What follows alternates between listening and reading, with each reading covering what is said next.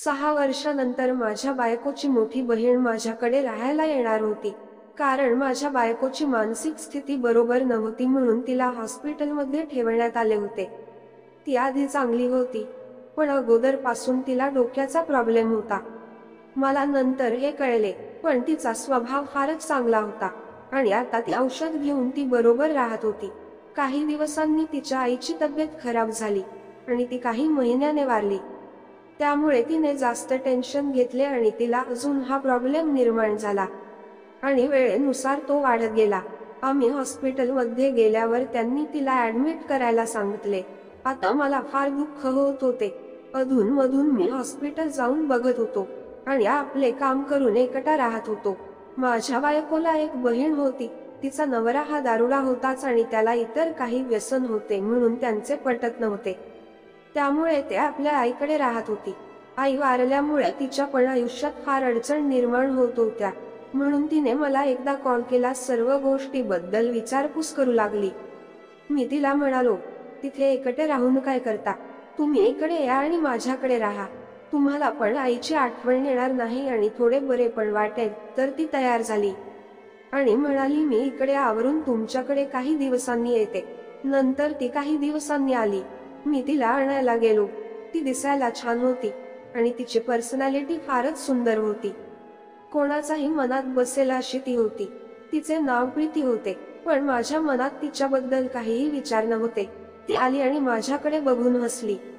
मी पण तिला बघून स्माईल दिली आणि गाडीवर बसून घरी घेऊन आलो. तिच्यासाठी पाणी आणले आणि चहा ठेवतो म्हणालो, तर म्हणाली, तुम्ही ठेवू नका, मी ठेवते. मी तिच्याकडे बघून म्हणालो, तुम्ही माझे पाहुणे आहात म्हणून मी चहा ठेवणार. तर ती जोरात हसली आणि ठीक आहे म्हणाली.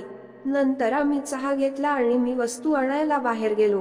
मार्केटमधून काही वस्तू घेऊन आलो. मग तिने स्वयंपाक केला. आम्ही सोबत जेवण करत होतो. मी तिला म्हणालो, फार दिवसांनी आज फार छान जेवण करायला मिळत आहे आणि तुम्ही फार छान जेवण बनवले आहे.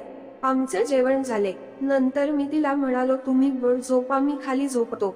तर म्हणाली, नाही, मी खालीच झोपते, मला सवय आहे. सकाळी उठलो तेव्हा ती माझ्या आधी उठून फ्रेश होऊन जेवण बनवत होती. मी तिला म्हणालो, तुम्ही केव्हा उठले? तर म्हणाली, फार आधी उठले. तिला विचारले, तुम्ही इथे काम करण्यासाठी आले आहे का? तर ती माझ्याकडे बघत होती. कदाचित तिला माझे बोलणे समजले नव्हते. मी तिला म्हणालो, थोड्या उशिरा उठले तरी काही हरकत नाही. तर म्हणाली, मला सवय आहे सकाळी उठायची. त्यानंतर तिने जेवण बनवले आणि मी डब्बा घेऊन कामाला गेलो. आता तीच रोज स्वयंपाक बनवायची, पण आमचे बोलणे फार कमी व्हायचे. वेळेनुसार ते वाढू लागले आणि कधी कधी ती खुलून बोलू लागली. एकदा मी तिला म्हणालो, फार त्रास सहन केला आणि खूप कमी सुख भोगले तुम्ही. तर म्हणाली, काय करणार जर आपल्याला कुठल्याच गोष्टीचे सुख मिळणार नाही? तसेच ऐकायला मिळेल शिव्या आणि तो मारायचा पण. केव्हापर्यंत सहन करणार होते मी?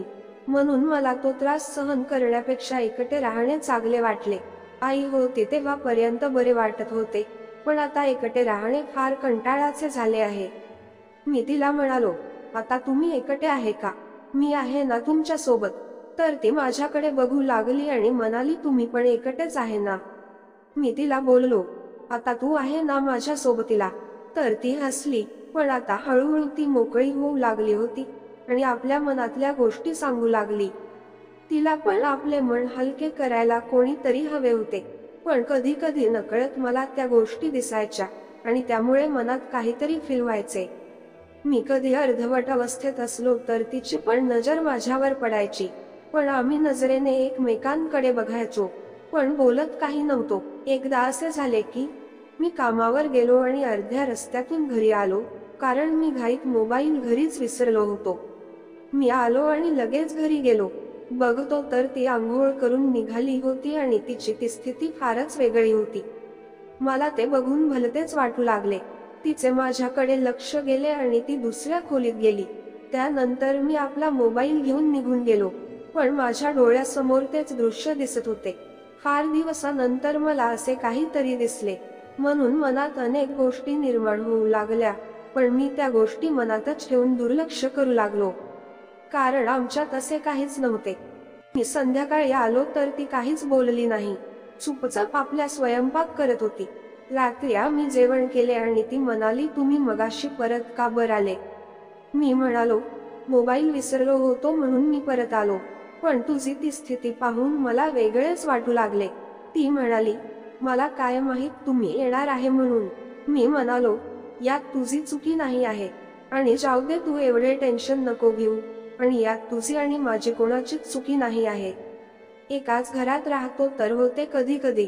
हळूहळू आम्ही थोडे जास्त बोलू लागलो आणि ती पण हसू लागली. मला ती हसताना फार छान वाटत होती. मी एकदा तिला म्हणालो, हसणे किती महत्वाचे असते हे मला फार दिवसानंतर समजले. कारण तू हसली की अजूनच छान दिसते. ती म्हणू लागली, तुम्हाला माझ्या ताईची फार आठवण येत आहे ना? मी तिला हो म्हणालो. आम्ही नेहमी असेच हसत राहत होतो. रात्री मोकळ्या वेळेत आम्ही फार गप्पा गोष्टी करत होतो. ती पण तुझ्यासारखी हसायची. पण वेळेला दुसरेच काही मंजूर होते. आता आपले दोघांचे पण सारखेच झाले आहे. ती माझ्याकडे बघून म्हणाली, काय सारखे झाले आहे मला कळले नाही. तिला बोललो, आपल्या दोघांच्या नशिबात सध्या प्रेम नाही आहे आणि आपली यात काही चुकी पण नाही आहे. तर ती म्हणाली, तुमचे अगदी बरोबर आहे. प्रत्येकाला प्रत्येक गोष्टीची आवश्यकता असते आणि त्या वेळेवर मिळाला की मनाला समाधान मिळते. आणि खरंच आपल्या नशिबात काही गोष्टी नाही आहे. आता आम्ही नेहमी असेच बोलायचो, तसेच थोडे जवळ पण आलो होतो. ही जवळीकता आम्हाला फार छान वाटत होती. त्या दिवशी माझा पेमेंट झाला होता आणि दुसऱ्या दिवशी मला सुट्टी होती. मी तिला मार्केटमध्ये घेऊन गेलो, काही वस्तू खरेदी केल्या आणि तिच्यासाठी साडी, अजून दुसरे वस्तू पण घेतल्या. ती फार खुश दिसत होती. आम्ही बाहेरच जेवण केले आणि घरच्यासाठी निघालो. निघताना पाऊस सुरू झाला. अगोदर हळूहळू पाऊस होता, पण आता जोरात येऊ लागला. काही वेळातच आम्ही पूर्ण थले झालो. ती मला थंडीमुळे पूर्ण जवळ येऊन बसली होती आणि तिचा तो स्पर्श मला एकदमच होत होता. एक तर पाऊस आणि ती, यामुळे माझी अवस्था बिघडत चालली होती. पण कसे तरी घरी पोहोचलो.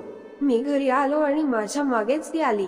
ती येत असताना तिचा पाय साडीमध्ये अडकला आणि ती माझ्यावर येऊन पडली. तिला पकडायचा चक्कर मध्ये माझे हात बिलकुल तिथे लागले होते आणि ती इतक्या जवळ होती की तिचा श्वास मला जाणवत होता. आता मला काहीच सुचत नव्हते आणि ती माझ्याकडे बघत होती. माझ्या हातून ती वेळ निघत चालली होती. मी काही विचार न करता एकदम तिच्यावर ठेवून दिले. ती काही न बोलता मला पाठिंबा देऊ लागली. आम्ही फार वेळ त्याच अवस्थेत होतो. आता आमची अवस्था आटोक्याच्या बाहेर निघून गेली. मला तर काय करू काय नाही असे झाले असून आता मी पुढे जायचे ठरवले. तिला त्या गोष्टीपासून वेगळे केले आणि बघतो तर ते दृश्य मनाला भारावून टाकणारे होते. आता मी कशाचाच विचार न करता डायरेक्ट ठेवून दिले. मी असे करतात तिने आपले डोळे बंद केले आणि त्या गोष्टीचा आनंद घेऊ लागली. तिला थोडा प्रॉब्लेम होत होता, कारण तिच्या चेहऱ्यावर तो दिसत होता. पण तरी सुद्धा ती आपल्या आनंदात तल्लीन झाली होती. मला तिच्याकडे बघून अजूनच जास्त उत्साह येऊ लागला आणि मी त्या उत्साहामध्ये फार आतमध्ये जाण्याचा प्रयत्न करू लागलो. मला त्यावेळेस एवढा आनंद येत होता की शब्दाने सांगता येणार नाही. तिला तर माझ्यापेक्षा अधिक पटीने आनंद येऊ लागला, कारण तिला अनेक वर्षापासून कुठलीच गोष्ट तिने उपभोगली नव्हती आणि आज तिला ती मिळाली होती. पण आम्ही जास्त वेळ त्या गोष्टीत राहू शकलो नाही, कारण आता आम्हाला थंडी जाणवू लागली होती. आम्ही वेगळे होऊन स्वतःला आवरले आणि तिला म्हणालो, चहा कर म्हणजे थोडे बरे वाटेल. तिने छान चहा केला. आम्ही चहा घेऊन परत त्याच अवस्थेत आलो. आता तर आम्हाला कशाचीच बंधन नव्हते आणि सर्व रस्ता मोकळा होता. बघतो तर ती माझ्यापेक्षा जास्त उत्साह दाखवत होती. आम्ही त्या वेळेत परत रमत चाललो होतो. आम्हाला कशाचे भान नव्हते आणि रोखणारे पण कोणीच नव्हते. त्यामुळे मनसोक्त आनंद लुटू लागलो. पण आमच्या शरीर फार थकले होते म्हणून आम्ही झोपी गेलो आणि त्यानंतर तर आमचे आयुष्य बदलून गेले. तिला पण अनेक गोष्टी मिळू लागल्या आणि मला पण. मित्रांनो, कथा आवडल्यास कथेला लाईक आणि चॅनलला सबस्क्राईब करायला विसरू नका. धन्यवाद.